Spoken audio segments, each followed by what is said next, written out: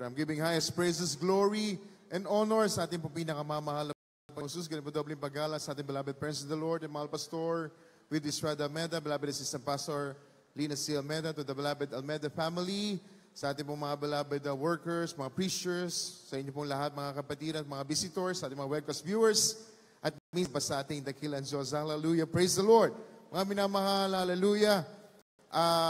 We are all blessed, mga minamahal, to be part of this greatest ministry ng mundong ito, mga minamahal. Alam nyo, once upon a time, I become a newcomer sa banal na gawain na ito. Natandaan ko, I was baptized in 1996 sa dako po ng Cuneta Sodom.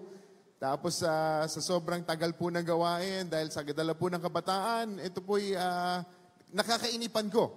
Hanggang sa dumating po, year 2000, mga minamahal, meron pong time na overnight prayer po noon. Dala po ng, alam niyo po, sa mundong ito, yung TGIF, Thank God's It's Friday. Mga minamahal, ito po yung kung saan yung gimmick ng mundong ito, mga minamahal, kung saan nagpupunta ng bar, inuman. Yung time po na yon, wala po akong mga kaibigan na matawagan. Nang natawagan ko, yung aking mahal na kapatid, at tinawagan ko, sabi ko, let us have dinner. Sabi niya, sige, pumunta ka dito sa dako ng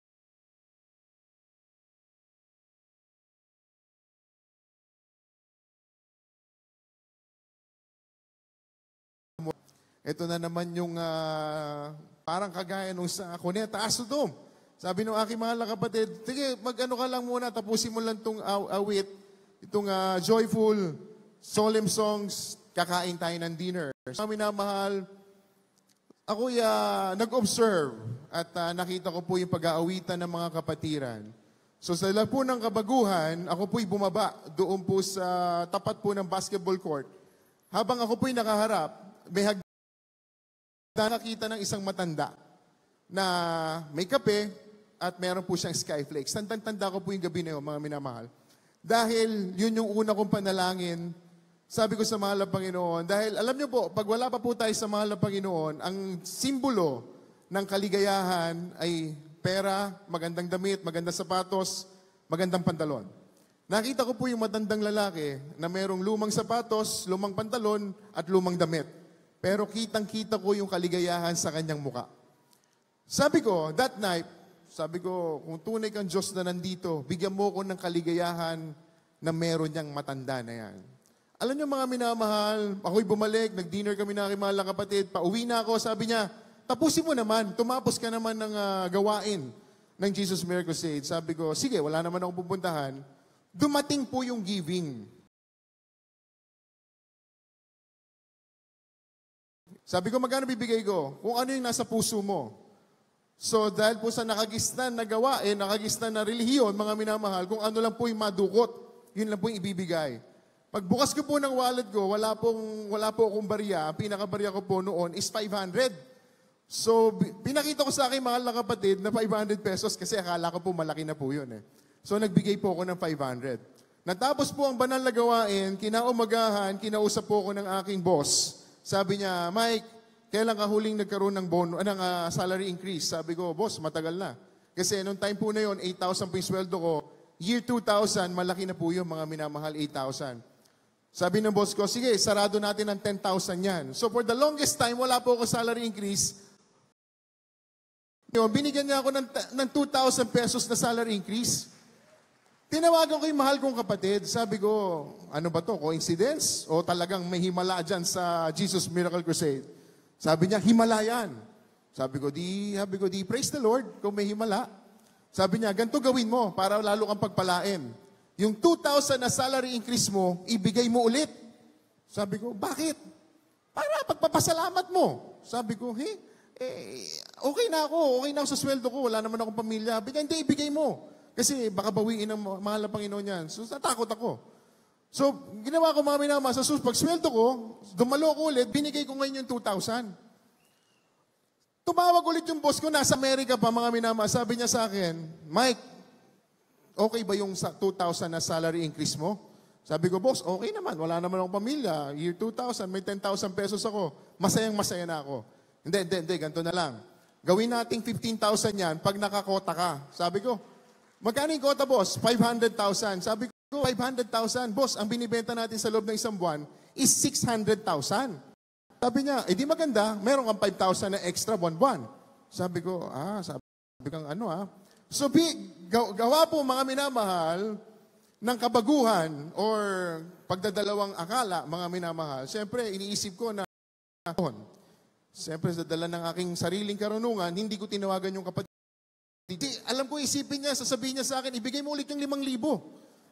So sabi ko, hindi na ako tatawag kasi malaki na itong 5,000. Okay na yung 15,000 sa akin. Wala akong pamilya.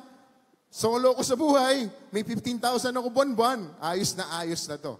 Pero mga minamahal, alam nyo talagang tunay ang ating Diyos. Natanggal ako sa trabaho. At the same time, pinagpasalamat ko sa mahal na Panginoon dahil yun yung katugunan ng aking panalangin, nabigyan ako ng kaligayahan na nakita ko sa matanda. Dahil nawala yung kaibigan ko, nawala yung bisyo ko, wala akong pera, pero natagpuan ko yung aking tunay na kaibigan. Praise ang the ating Lord. mahal na Panginoon Jesus. Hallelujah. Anyo mga minamahal, naniwala ako. Dahil sabi ko, hindi na talaga nagkataon. Dahil napalo nga ako. Kinuha nga ng mahal na Panginoon yung 15,000 ko. Wala na akong 15,000. Sabi sa akin ng aking mahal na bayaw, dumalo ka. Kada dalo mo, bibigyan kita ng 500. So bilang walang trabaho, mga minamahal, dumalo ko dahil meron akong 500 pesos. Binigyan na naman ako ng 500 pesos. Sabi niya, magigibing na, ito na yung 500 pesos. Sabi ko, thank you, bayaw. Sabi niya, hindi, yung 100 ibigay mo. Sabi ko, bayaw, 500 lang to, 400 na matitira. Sabi niya, sige ka, pag hindi ka nagbigay, hindi na naman ako pagpapalain, wala ka na ng 500. Na mga tunay na nagtatapat sa kaunti, pwede magtapat sa marami. Binigay ko po yung 100. Bigay ako ng bigay, kada gawa. Hanggang sa natuto po ako magbigay, nung hindi na po ako sinasabihan sa pagbibigay, nagkaroon po ako ng trabaho. Sabi sa akin ng aking mahal na kapatid, yung unang gusto mo, ibigay mong lahat. Alam niyo mga minamahal, hindi ako nagdalawang isip dahil ayoko na mawalan ulit ng trabaho. Sabi ko, sige, yung unang sweldo sa mahal na Panginoon, pero talagang tunay ang ating Diyos na pinaglilingkuran. Ayun mga minamahal, from there, talagang grabing pagpapala. Unang trabaho, nagkaroon po kami ng opportunity na magpunta po ako ng Cambodia. Bago po pumunta ng Cambodia, ihatid ko po yung aking pamahal na pamangkin. Sabi ko sa mahal na Panginoon, matuloy ako ng Cambodia, unang sweldo ko bibigay ko sa iyo. Nagkaroon po ng process ng mga papers, passport, and everything. Inabot po ng 6 months bago po ako makapunta ng Cambodia. From that time, na sinabihan ako na pupunta po ng Cambodia, sinamantalo ko po dahil wala pong gawain sa Cambodia that time. Sabi ko, ayokong absent, lalo na linggo, mga minamahal. Dumating po ang December, bawal po mag-absent sa trabaho ko. From being a shop manager, na sumusweldo ko ng 15,000 pesos, naging tagalinis po ako ng TV. Kung nakikita niyo po yung mga ahente sa Imperial Appliance, naglilinis po ako ng TV, tiga-buhat, tiga-display. Pero sabi ko nga doon sa mahal na Panginoon, maliit na blessing, malaking blessing is a blessing. So mga minamahal, nangyari, sabi ko sa boss ko, boss, sabi ko hindi ako pwedeng umabsent ng linggo. Ako na ako sa mahal na Panginoon na hindi ako absent sa church service. Ewan ko po ba't biglang nagalit po sa akin yung general manager namin. Sabi sa akin, hindi nga po pwede. Lahat ng employee, pag linggo, walang pwedeng mag-absent kasi peak season, maraming bumibili. Hindi ka pwedeng mag-absent. Sabi ko, boss, pinapaalam ko po sa inyo, hindi po ako papasok bukas. Sabi niya, sige, huwag kang pumasok bukas, wala ka na. Sabi ko, boss, hindi po talaga ako papasok bukas. Sabi niya, sige, magkakaalaman tayo.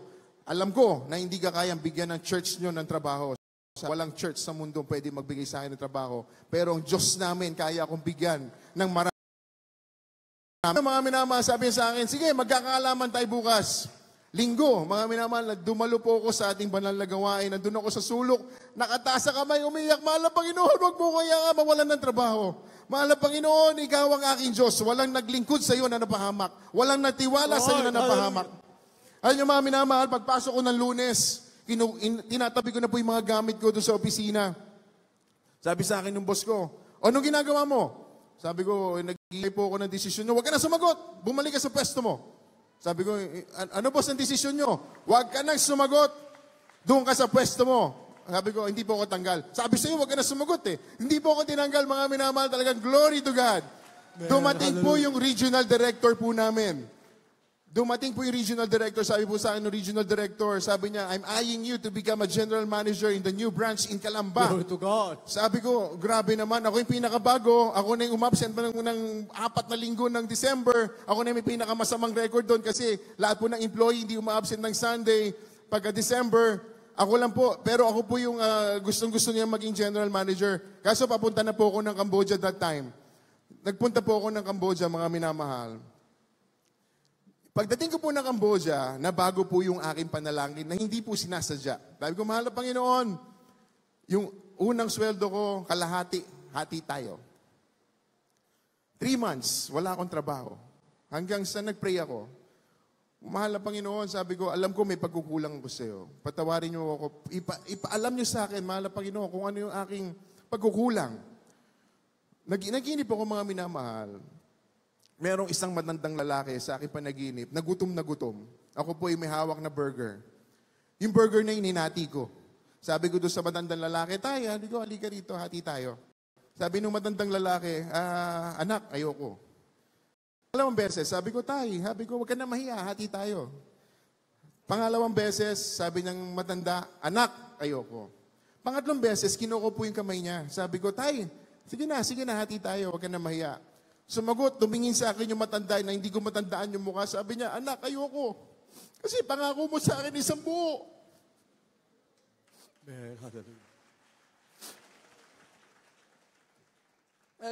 Pag-gising ko, mga minamahal ako po yung nanalangin, mahal na Panginoon. Unang sweldo ko, bibigay ko sa lahat. Hindi nakalahati.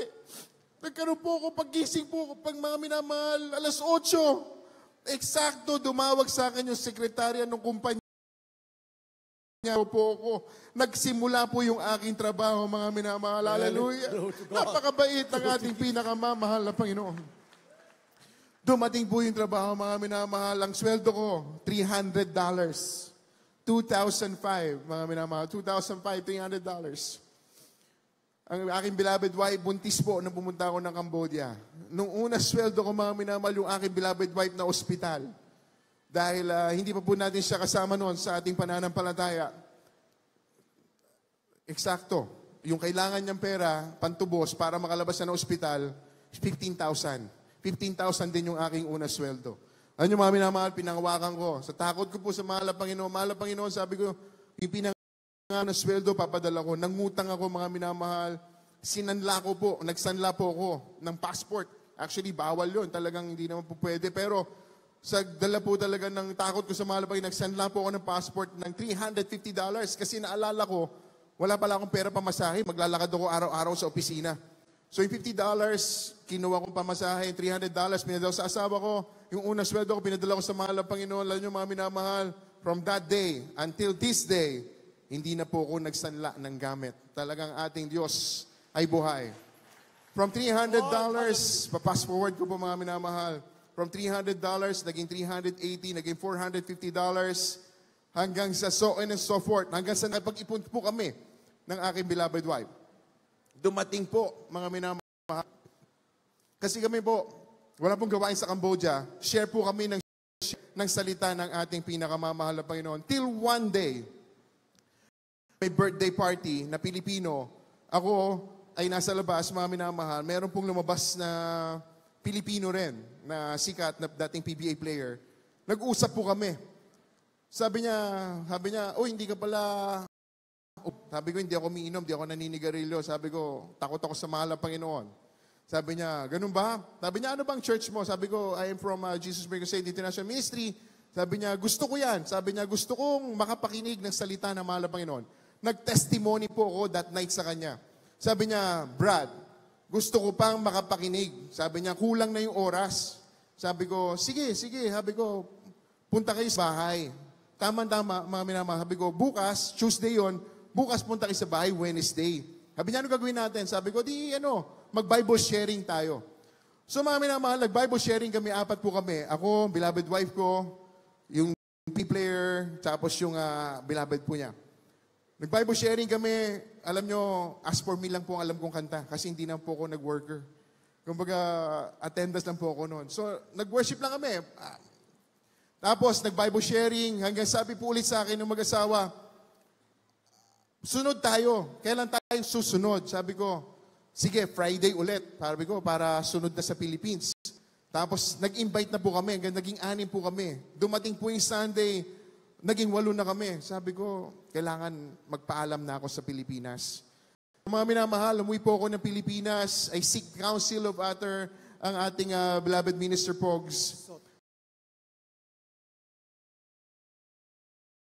Sa dako po ng Cambodia dahil nga po, parang nagkaroon po ng biglaang Bible study. Sabi ng ating beloved Minister Pogs, sabi niya, paano nagkaroon ng Bible study? Sabi ko, nagsishare lang po ako ng salita ng mahal na Panginoon at marami po palang interesado. Sabi niya, sige, ituloy mo kasi kulang ang magagawa. Sabi ko, naku po, beloved Minister Pogs, wala po akong experience dyan. I am not worthy. Tsaka, Jesus Miracle Crusade po tayo. Baka wala pong miracle na mangyari. Sabi ng ating beloved Minister Pogs, tandang-tanda ko that night, huwag kang mag-alala, Brother Mike. Sagot ka ng panalangin ng propeta ng Diyos. Alam nyo, mga minamahal, to this day, we gonna celebrate 12 years of miracles, signs, and wonders. Mga hindi magkaanak sa dako ng Cambodia, mga nagkaroon na po ng anak, ang dami na punta ang churches sa dako ng Cambodia.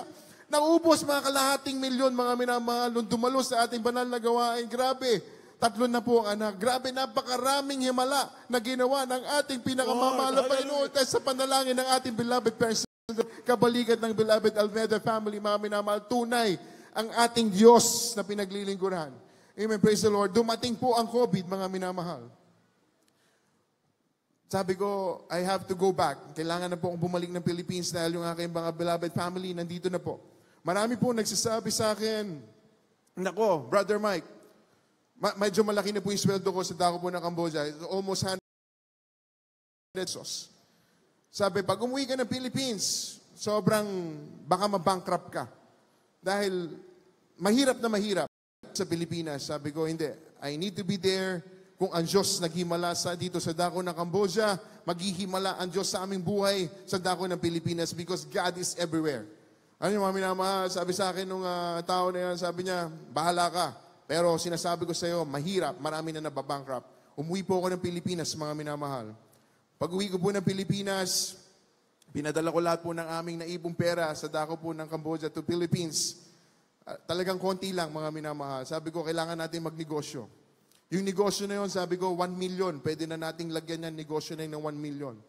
Dahil under construction yung bahay po namin, mga minamahal, sabi ng aking beloved wife, sabi niya, bukang magigipit tayo doon sa pag tinuloy natin yung negosyo. Sabi ko, hindi.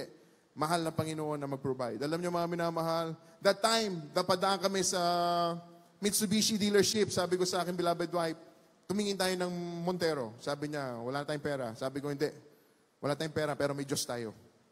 Sabi, tumingin kami, mga minamahal, nilayas ko yung Montero. Sabi ko, in Jesus' name, magkakaroon tayo na. At yung mga minamahal, sabay-sabay. Yung bahay, sinimulan namin yung negosyo. Yung 1 million na plano namin negosyo, almost 10 million yung nangyari, mga minamahal. Nauwi po namin yung Montero. Alam nyo, napakasarap maglingkod sa ating nakamamahal na Panginoon. Go to God. All things are possible, mga minamahal. Totoo. Binigyan ako ng partner ng ating dakilang Diyos para ma-provide yung milyon-milyon na investment na yan, mga minamahal. $3,000 ang aking sweldo sa dako ng Cambodia. That is pagtatrabahuan ko na 1 buwan. Alam nyo, mga minamahal, nung ako po ay college, school bukol po ako, nagteatro po ako. Kailangan ko sabihin to dahil hindi po ako magaling. Ang ating Diyos po ang pinakamagaling sa school bukol po ako ng college. Elementary, high school, college. Pag umabsent po ako, buwan-buwan. Hindi po araw. Dahil po nagteatro po kami. Stage actor po ako noon. Nag-Cultural Center of the Philippines po kami. Nagpapalabas kami ng Florante at Laura all over the Philippines. Kaya pag umabsent po kami, 1 buwan, pinaka-minimum na 2 linggo. Madaling salita, hindi po kami pwedeng ibagsak ng teacher po namin dahil Cultural Center of the Philippines po kami, mga minamahal. So, pinapasa kami ng pinapasa kahit wala po kaming alam. Kaya po, mga minamahal, nung bumalik po ako ng Pilipinas, imposible. Sa isang walang alam na kagaya ko, sumisingil po ako ng drawing. Drawing, hindi po ako arkitekto, hindi po ako engineer. Ng drawing ng isang koi pond. Yung koi pan po, mga minamahal, ako po yung nagtitinda po ng koi. Isang koi pan na drawing, isang drawing lang po, mga minamahal. It's 200,000 pesos. Take it or leave it, no discount, mga minamahal. Alam niyo, mga minamahal, sabi nga, minsan iniisip ko, yung $3,000, isang buwan kong pagtatrabuhan, yung 200,000 pesos, isang oras kong gagawin sa drawing, ganyang kabuti ang ating pinakamamahal na Panginoong Hesus. Napakasarap, mga minamahal, napakasarap maglingkod, mga minamahal, sa ating pinakamamahal na Panginoon. Salamat sa ating beloved parents in the Lord, sa ating beloved Almeda family, dahil sila po ay nagpagamit sa ating banal na misteryo. Dahil kung wala, with all these blessings, mga minamahal, kaya lahat po ng kapurihan, kapasalamatan ay sa ating pinakamamahal na Panginoon po lamang. Amen.